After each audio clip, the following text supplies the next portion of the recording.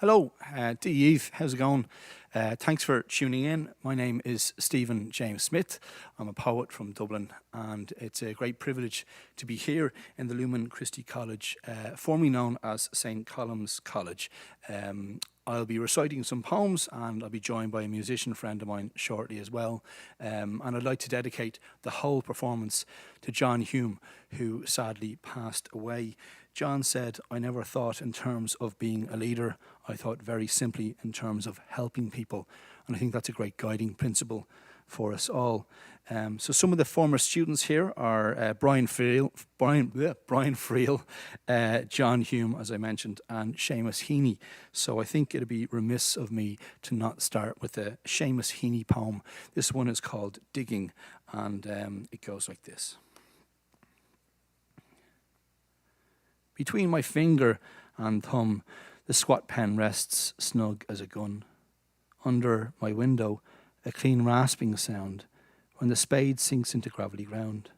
My father, digging, I look down, till his straining rump among the flower beds bends low, comes up 20 years away, stooping in rhythm through potato drills, where he was digging.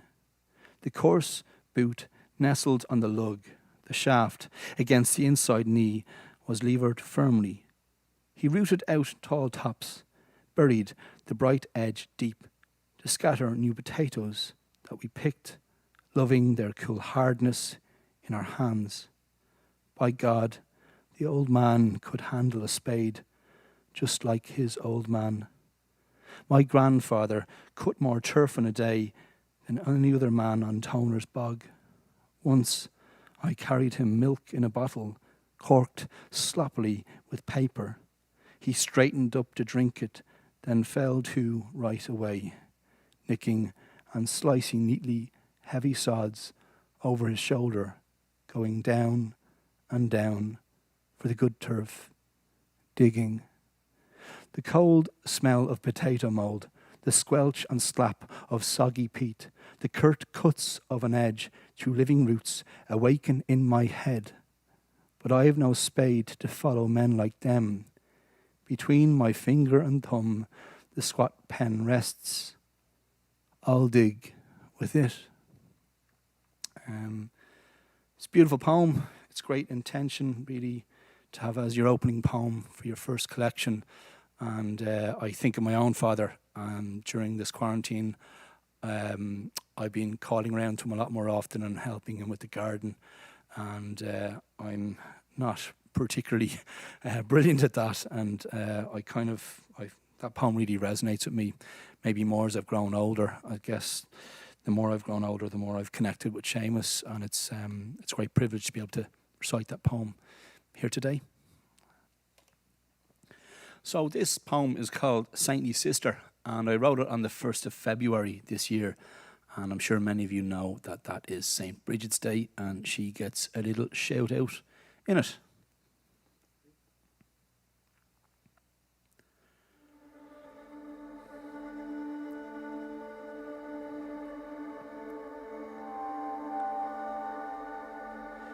Oh, to have another pair of eyes, for a different perspective and ways of seeing this world. What colour would yours be? Mine, a greeny blue, a hue not lost on you. Teenage trauma led to a black eye and an eventual cataract, blurring my vision and depth of field. Ironic, poets are meant to be prophetic, but I didn't see that punch coming, nor did I expect to be knocked by the answer to my question. Would you like grandchildren? I asked my father. I'd have liked a daughter, he said.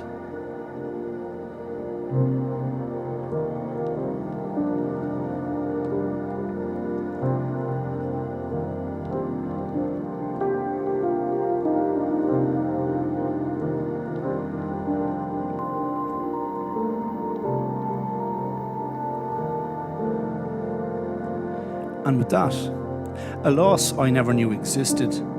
My unknown skin and blister, a sister, a figment of imagination, a regret, an unborn sibling, one to rival with, be the apple of his eye no matter how hard I'd try.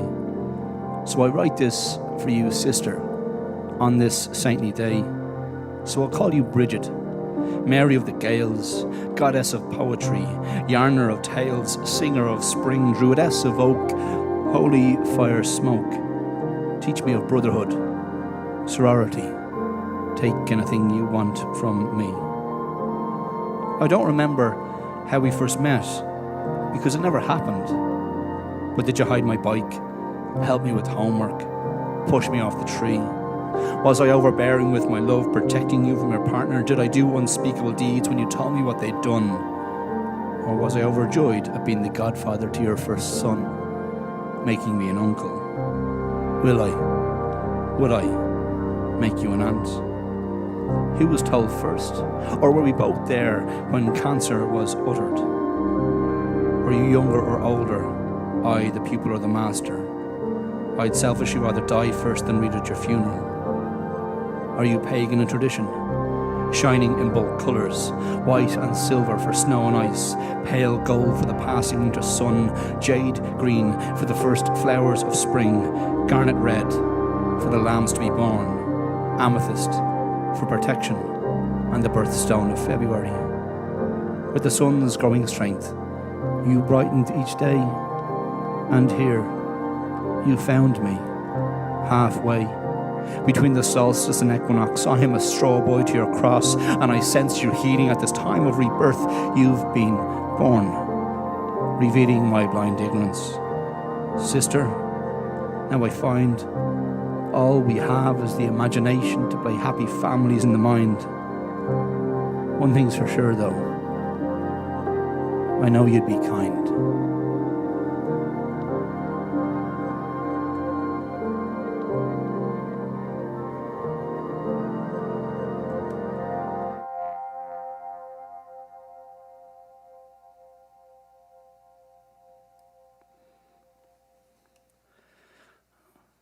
All right. Thanks, Gareth. So this next poem is, it's not by me, it's by Ivan Boland, who sadly died this year. It's a poem called Quarantine, which is perhaps her most famous poem, and it's about the famine. But given that we're kind of in a quarantine situation and potentially on the verge of the second wave as well, I felt it was a fitting poem, and last night I read it to Gareth, and he liked it. So we were nearly going to cut it from the set, but he insisted on it being included. And it's our first time. It's probably my first time reading it. It's our first time doing this thing together. Will you give it a crack, will you? Well, sure, we might as well. That's what we're here to do. Yeah, all right. Yeah.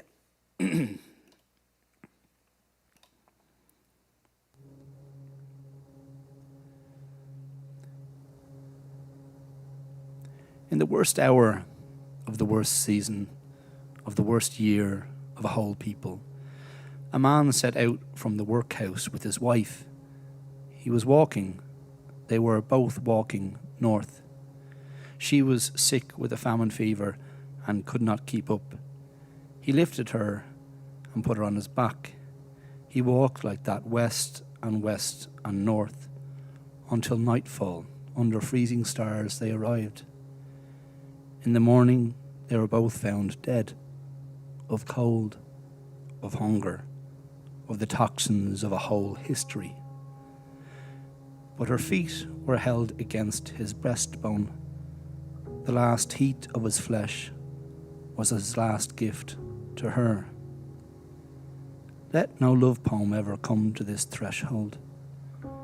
There is no place here for the inexact praise of the easy graces and sensuality of the body. There is only time for this merciless inventory. Their death together in the winter of 1847, and also what they suffered, how they lived, and what there is between a man and woman, and in which darkness it can best be proved.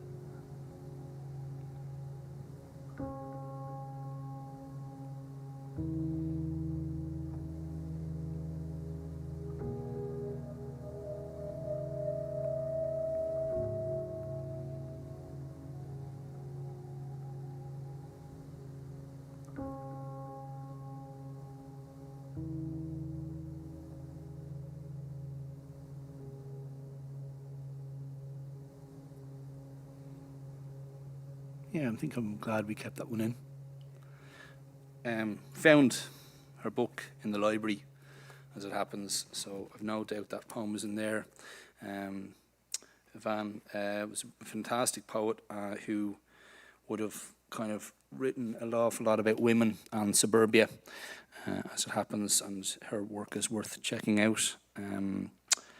But on to another kind of quarantine poem. I was asked kindly by an organisation I volunteer with called First Fortnight, a mental health arts festival, and they also provide creative arts therapists for the homeless community. They asked me to write a poem, and I wrote it called Collectively Counting, and Gareth did some of the music on it, along with a friend of ours, Conor O'Brien from Villagers, and there was a nice video made for it as well, which you can all, if you wish, find online. So it's called Collectively Counting. You good to go?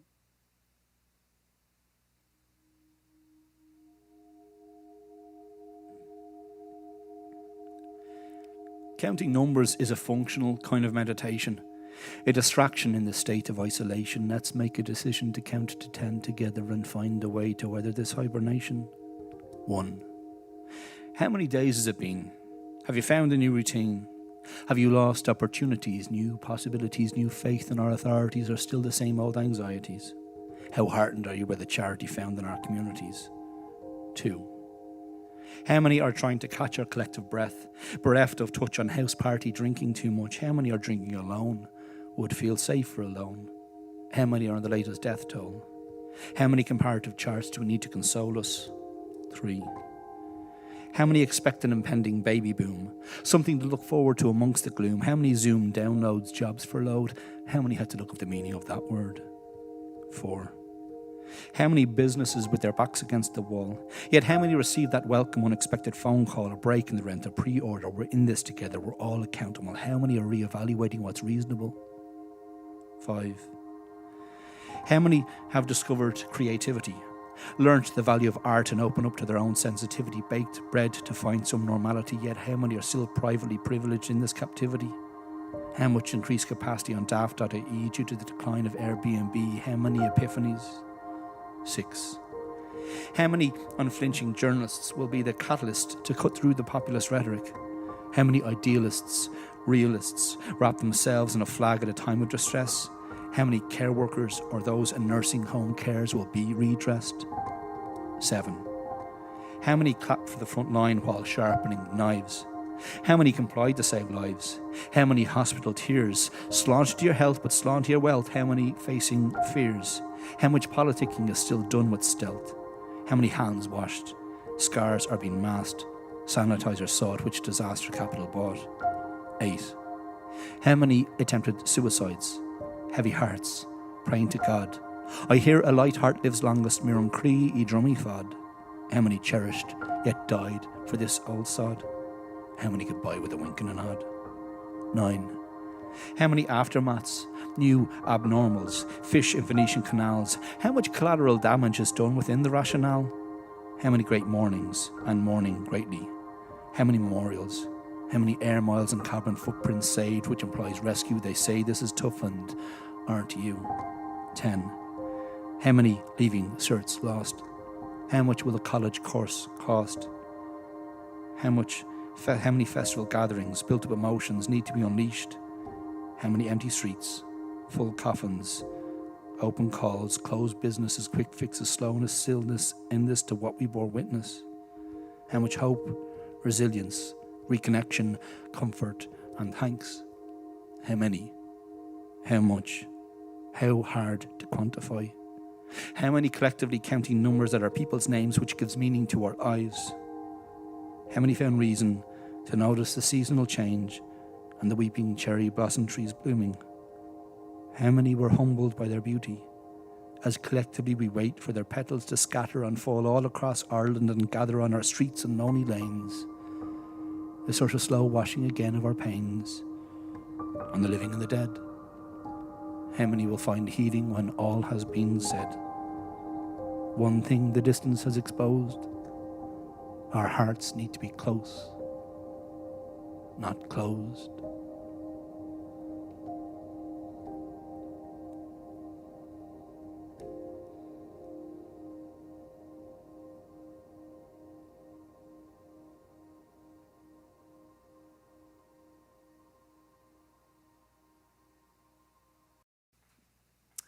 So this is a poem I wrote a few years ago called Dublin You Are. I was asked kindly by Dublin City Council to write it, hoping that they might win the European Capital of Culture. They didn't. Galway won it, but don't blame me. Anyway, it goes like this. Dublin. You are grey brick upon brick full of tarmac and hipster pricks, just face it. All other places pale in comparison, you are more than some former Saxon garrison, Dublin. Your warmth came too late for John Kerry, Dublin. Are you even sorry, Dublin? You're divided by more than the Liffey. You said yes to equality, it's about blooming time, yet Dublin you always proclaimed to cherish all Dublin. Your panties are on Capel Street, compromising any papal feats, Dublin. Jedward, awkward, Dublin. You're more than a settlement on the Poddle, but Dublin, what's a crack with coddle? It's shite. Why don't you just admit it, Dublin? You brought back Sam again. But when did you go from the clash of the Ash to exchanging gold for cash? Dublin, Dublin, Oblina, Balyaha Clia, and 180 other tongues your citizens are using to name you, so Cade Mila fault you to all. Dublin, where the power is held by too few in the doll. Dublin, when will you revolt again? 1988 wasn't your true millennium, despite the 50p's in milk bottles. Dublin, you're mine, but I'm happy to share you, Dublin. From RTE, TCD, UCD, U2, SIP2, IFSC, and acrimony, a simple bar, STDs, ODs, ODs, ODs, and OMGs. No longer the second city. Yet you play second fiddle to Google and Guinness to Facebook and on social twits. Dublin, look at yourself. Your tower blocks and tenements are an excuse for a solution. Dublin, come here that I tell you more than rapid dirt birds and banjacks bowsies. An alright story, but yeah, sure, it's all good. Jay's that skull, you why go ball, you McSawyer and the lawyer. Dublin, I cry for you, Dublin. You're a tough bastard. You're full of the softness of all the people on your streets. Margaret Dunn dancing on O'Connell Street, the Dice Man Tom McGinty miming on Grafton Street, Pat Inglesby with his poems Westmoreland Street, your Mollies, Malone, Ivers and Bloom, to Daly, Sally, Sandy Mounts, from the Gospel of Kelly, Drew, McKenna, and Sheehan, to Borsal boys like Brendan Bean, to Glancer Joyce and Enville and looking out to sea. Snow falling slowly on the dead in glass, Nevin, Glenn and Marquette, one strolling to Christi Brown, willfully controlling a foot to paint pictures and poems to your heroines. Brenda Fricker, the city's mother, and Maureen O'Hara, an enchanting other. Dublin, you are boom and bust, running wild and swift. Dublin, can I trust you? Dublin, your true blue was Harry Clark's cobalt. Dublin, from a thin Nizzy Dicey Riley to a floozy in a jacuzzi. God-fearing Dublin, shooting down Veronica Kieran. Dublin, your bang bang. 40 coats, Zosimus, a blind street poet. Dublin, you were all of us, and all who are yet to come. So let's go to the grave diggers and have a pint. Dublin, remember Stardust and all your waltzing lovers. Big Jim's arms are outstretched tourism people, yet are we under the thumb again, Dublin. Your GPO columns are scarred with the crackle of gunshots, Dublin. Your CCTV will never yield your essence like the shots of Arthur Field's Man on Bridge. You are the poolbag towers and the poor showers begging on Bachelor's Walk. Dublin, you're all talk, yet you have my attention. From Robbie Keane to Paul Meehan, Dublin's calling, ooh, ah, Paul McGrath, while some say up the Ra, Dublin. Bridging gaps with Joyce and Beckett and finally to Rosie Hackett, Dublin. Paddy Finnegan was forced to sell the big issue on your streets while Daffodil Mulligan was played to bear on beats. Dublin, you say delish. Dublin, you're full of the Polish and Brazilian speaking Portuguese, and now the Chinese have turned Parnell Street into Chinatown. Dublin, don't let them down. Dublin, don't forget. No blacks, no dogs, no Irish. Dublin perish the thought of you being racist. Dublin Cuchulainn has fled to GPO and is heading for Monto. Dublin, your bay embraces, despite the Sellafield Sea, your mountains frame all your natural beauty. Dublin, no whale and banshee stricken with TB. Dublin, you're European, but you could be Craggy Island in disguise. Gabriel Conroy is heading west because of an epiphany. Just saying, Dublin, the only painted your post boxes green. Is the Abbey doing all you dreamed? Dublin, you're notorious for campers, senators and seagulls, to Celtic tigers and septic tanks, to singing high kings and rampaging Vikings. Dublin, come here. Take me for a Teddy's and a romantic stroll down by the pier. Dublin, you're a dancing place, a sprawling space of villages and many faces on the edge of an island that's been eroded by the Atlantic, battling with being romanticised. Dublin, are you dynamic, struggling with identity, changing for the better, changing for us? Don't be scared to change. Don't be scared. We're with you, always, my friends, my home. Mentioned 50 times in this poem, we live in you, with you, my city, my Cree. I love you. Most of the time, you see, Dublin, you are me.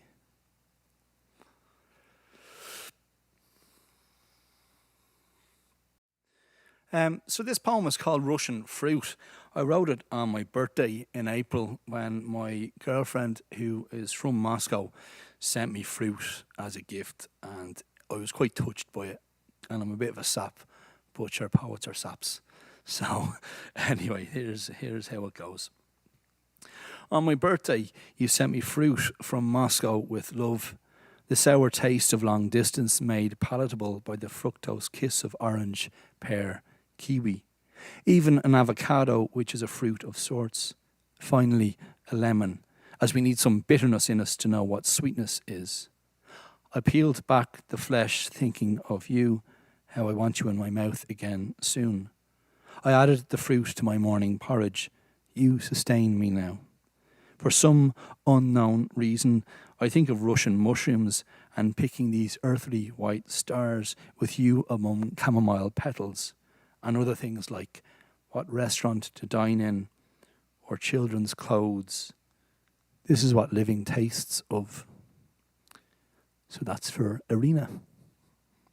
While Stephen's away looking for fairies, I'll perform an instrumental piece called Teresh, which was written and released on my third album, Kaimana. The whole album was inspired by this concept of environmental music as it was developed by the Japanese composer Satoshi Ashikawa. And the whole concept is that you would write music that would sit in the environment and naturally and drift like smoke in the air. I've kind of added a few bits and bobs to the live version of it to give it a little bit of a oomph. But yeah, it's all up on Spotify and all that jazz if you'd like to listen to the original version of it. But this would be the live version of Teresh. Thank you very much.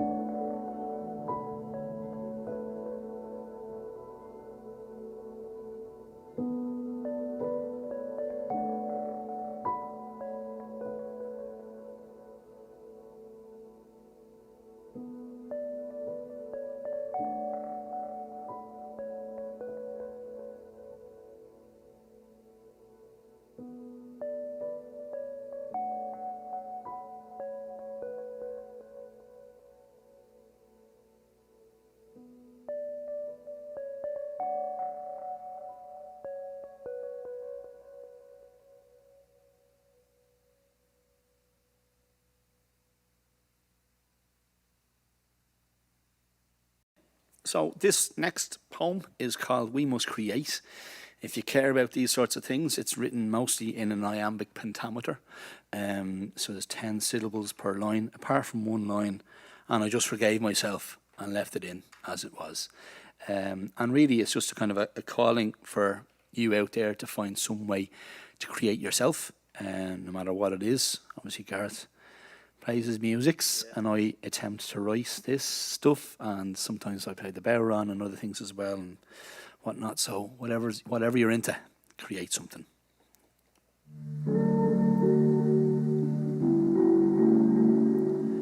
We must create to know who we can be. I say this for you, I say this for me. We must create to know who we can be. Early beginnings, heartbeat, warmth and you. First breath, eyes open, a new point of view. Hands touch ears, hear clocks ticking, I am who. We must create to know who we can be. Screaming out from within with the voice here, a note floating on there, lulling the fear. Melody all around this atmosphere. We must create to know who we can be. Hearing truth and onomatopoeia, boom, boom, belch, zooms up while playing with grandpa, while cooking bacon for grandma. We must create to know who we can be. From scrawling with crayons to Lego bricks, from knitting needles, soft textile fabrics to air guitar and L. Jimi Hendrix, we must create to know who we can be. There are creative accountants, CVs, Tinder profiles where you look the bee's knees, but best not to force it, it comes with ease. We must create to know who we can be. We heard a song sung, it helped ease the pain. We didn't feel so lonesome as we sang the refrain. We forgot that feeling until we heard it again. We must create to know who we can be. From nursery rhymes to white-collar crimes, what have you to say in uncertain times? Have you the chance to change the paradigms? We must create to know who we can be. Do you remember the time you heard an opening allegro, or when that beat dropped and how it made your head go? Some things make no sense unless you're in flow. We must create to know who we can be. You may rise then fall, or fall then rise. An arc of a story contains no surprise, but how you tell it, therein the art lies. We must create to know who we can be. If you do it for the money, you'll be called a fraud. If you think you're great company and you might be God, delusions of grandeur aren't that odd. We must create to know who we can be. There's all sorts of forms, disciplines, levels, to challenge yourself in the intervals, where you'll find rivals and reasons for approvals. We must create to know who we can be. If it saved you from yourself, and now there's no other way, it doesn't matter how it moved you. Welcome to the ballet. You've just found the peak of Parnassus. Fair play. We must create to know who we can be. I say this for you. I say this for me. We must create to know who we can be.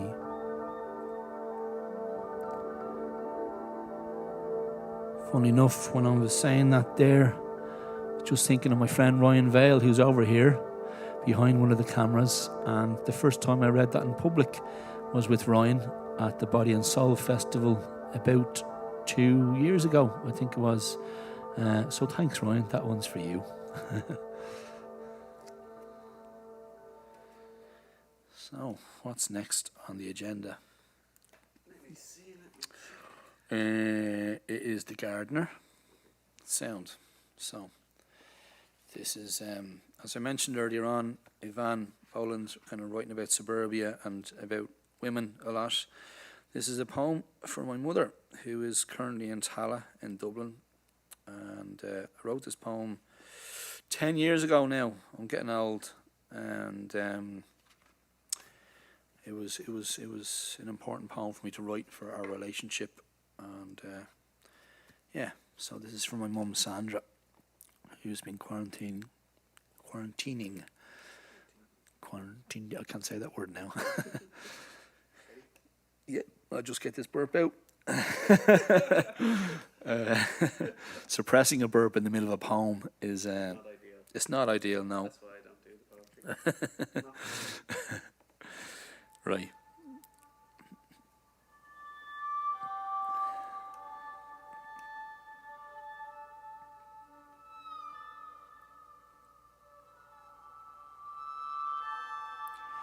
She turned to me and said, "Do you think I'm happy?" And I heard a question that I didn't want to hear. I knew the answer. I've listened to the cry, but the face it had made me uneasy, but I felt the bravery, I felt the realness in the moment, so I answered, you see.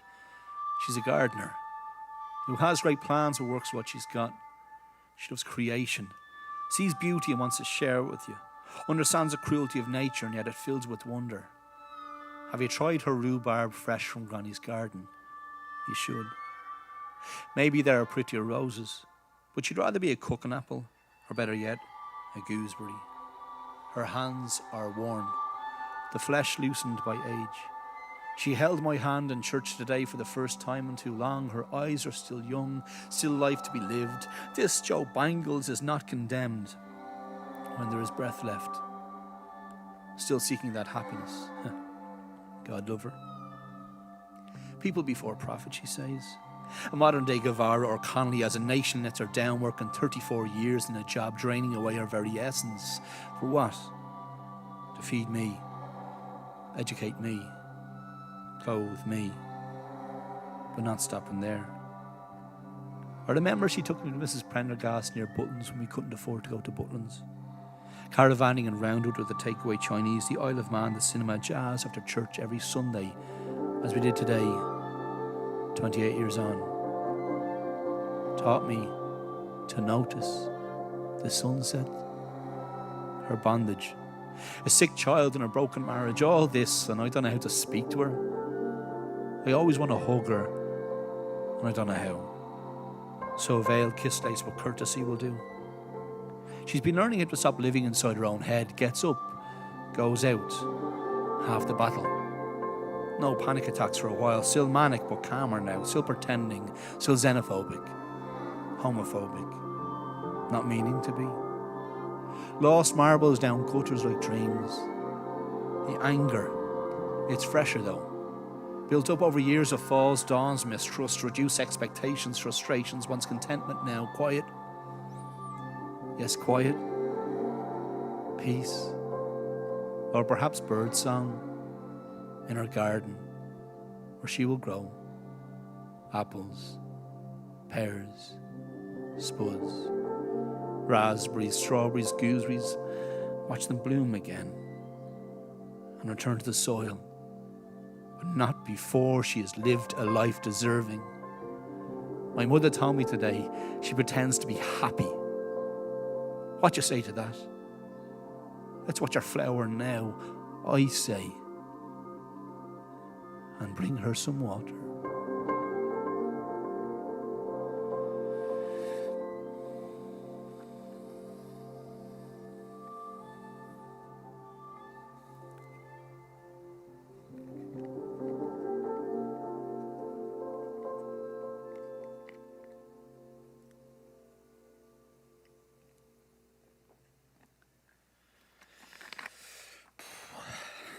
So, where are we at now, Garth? My island. So, yeah, another shout out to Ryan over there and my friend Owen O'Callaghan, aka Elm Orchestra. I was lucky enough to feature on their award-winning. They won the Northern Ireland Album of the Year. Was that last year or this year? Last year. it's all a blur. Last year, their album Borders. So this is a poem that they kind of mashed up between two of mine. One poem called My Ireland and another poem called This Community, and they basically bastardised it and chopped it and copied and pasted it to do this one. And I was actually pretty happy what they wrote out of it. So it feels fitting to say it in Derry. Yeah, and I guess dedicate this one as well to Lyra McKee. I think that would also be fitting. So.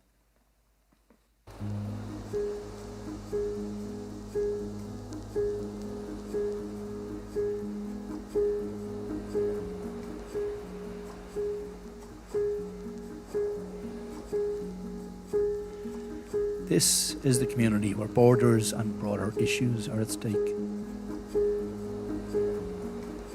This community has been feared. We've been to hell. This community is Irish and British, which can be hard to distinguish. And if you think that, you're finished. My Ireland wonders if it's a sovereign people stood under the shadow of a steeple.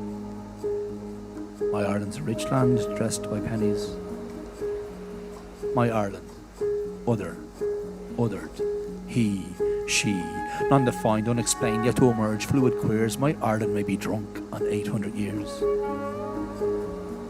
My Ireland, oh my, you were oh man.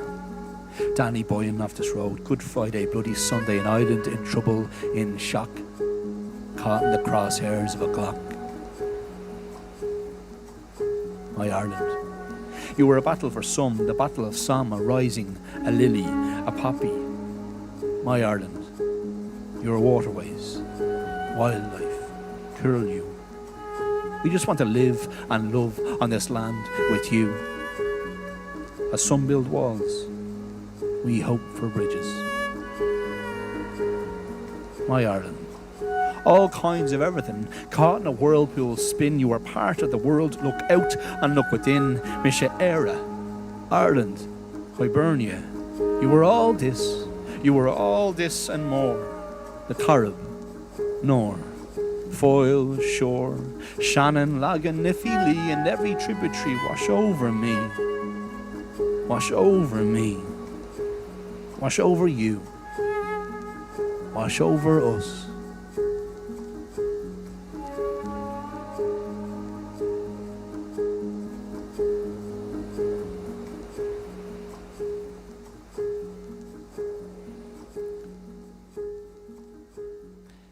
So one of the other stories with that is myself and Ryan and Owen went up to Malin Head and kayaked out onto a little rock, and I climbed up to the top of it and they sent a drone out. So there's a great video for that online if you want to check it out. And I'm scared of heights. And I climbed up to the top of it, and we got the shot, and I climbed back down, and I put on my clothes and everything again. Not that I was naked. Well, maybe I was. Maybe that's a reason to go and check it out online. I don't know, whatever you're into. Yeah, then Owen, who was at the shore with the camera, was like, no, the light's better now. So I had to climb up the bloody thing again. A bit freaked out. But that's what you do for art. So it is. No insurance or nothing, but... check it out and check out their album, Borders. It was a real honour, to be honest. Yeah, it's great. And the fantastic Moya Brennan also features on it. Cool. So this is our last piece. Thank you, everybody, for tuning in and listening in. It's called Synonymous with Strength, and a particular thanks to Mary Malloy, who asked me to write it. I originally did a live stream a few months back, kind of lost track of time. I think it was about 4 months ago, and I gave people prompts that were tuning in, and with the comment section, I kind of collated that together, and the intent was to turn that into a poem, but it felt a bit disingenuous in truth, so I binned it, and I ended up writing this. There's a nice video that went for it as well. That's coming out with it. It may be out already. I'm not sure when this is coming out. And Owen O'Callaghan, Elm Orchestra, did the video and the music for it as well. So thanks to him. Thanks to all my Derry friends for helping me that I was ringing up. But yeah, I'd like to say this is the first ever performance of it, but actually, this is the second take. I just made a ball of the last one, but sure. The magic of editing, you don't know that until I've just admitted it. Anyway, here we go.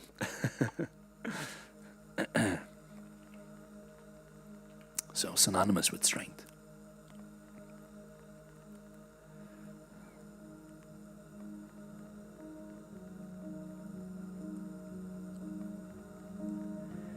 Here in the northwest, warmth from the Gulf Stream can be felt, rising up over Aragol from Mexico, which merges into the North Atlantic Drift. As the ocean circulates over time, meeting the Arctic's deep water freeze, we come to understand the impact of pressure. The ebb and flow leaves an impression. Over time, these conditions grew oaks, trees synonymous with strength, whose roots held this place together, named this land Dira, meaning oak grove. The landscape also grows birch, holly, rowan and hazel, which hosts mystics intent on reprisal. So there must be a hymn for an old oak wood, where God-fearing and godliness meet. We are busy adopting strays off the street, where we can take the rough with the smooth, but can be too tough for sing to soothe. With our daunting but undamaged spirit, we know some truths to be inaccurate. Even the fools here have an appetite for coded language and find peace in an old age. Friction means things will eventually be smoothed out. With a broken voice we sing. Some hear it as a shout, in praise of, in memory of.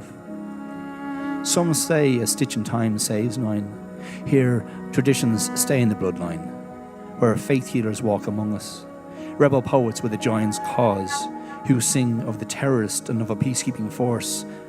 Some will go to hell, while some look for remorse. Glaciers shaped this landscape, where a man-made border is ignored by nature.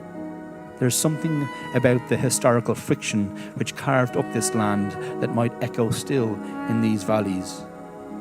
Maybe that's what the church dove Columkill heard and tried to love. It said, we've been troubled, which is one way of putting it. What would you say? What would you sing? That there's still time yet to live without regret. And I know people who could talk for days about their love for you. But let us sing instead of the Gulf Stream, the warmth we feel, and the almighty hope in remembering an old oak tree can't be felled easy. And it pleases me to know this.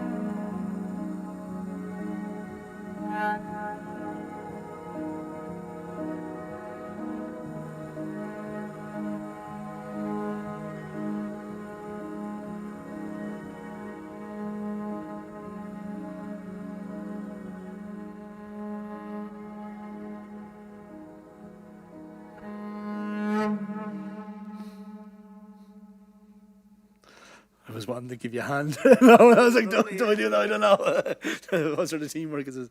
So thank you very much for tuning in. Really appreciate being asked to be part of this. Thanks to, just a few thanks here. Thanks to Philip, the groundsman, who took time off his holidays to let us in here, and to the librarian, who was a bit worried about maybe having a poet in here in case I said something sacrilegious against any of the fine people that have been in this establishment. Hopefully it was all above board. So thanks to the Lumen Christi College. Appreciate them having us here. To Mary Malloy, who dealt with me first a few months ago. I've never met her, but she seems like a really lovely human being and really cares about Derry. She's a blow-in of sorts, but in speaking to her, it really helped me to connect with it all the more. So thank you to her, especially to Garrett Stewart, who I've dealt with a few times for different bookings, a bit of a legend around here as well. So thank you to him. To the Gas Yard Wall Festival for originally commissioning me to write the last poem. Owen O'Callaghan, aka Elm Orchestra, for composing the music for the last piece and My Ireland and making the video. To Ryan Vale, who is in the room over here, and I've worked with in the past many a time, and hopefully will again in future. To the sound team behind me here as well, and I'm looking forward. I know there's a whole series of events, so hopefully you're tuning in each night. For I know Damien Dempsey is doing it. I've done a few things to him in the past, and many other fantastic humans. And to Gareth Quinn Redmond, the fine individual that he is. We got to have a nice wander around yesterday, a romantic evening we had, as he says himself. If you want to find more of us, you can find us online. I'm sure it's easy enough to connect with me, Stephen James Smith, and himself, GQR, Gareth Quinn Redmonds. Social media, all that jazz, and share and connect, and hopefully we'll see you again. So, thanks. Have you anything to say yourself? No, I think you've covered it all, Stephen. Well, I made a list to make sure I covered that and didn't leave anybody out. Well, if I have now, I'll be in trouble. But yeah, nice one. Thanks very much. Take care of yourselves. Sound to slán.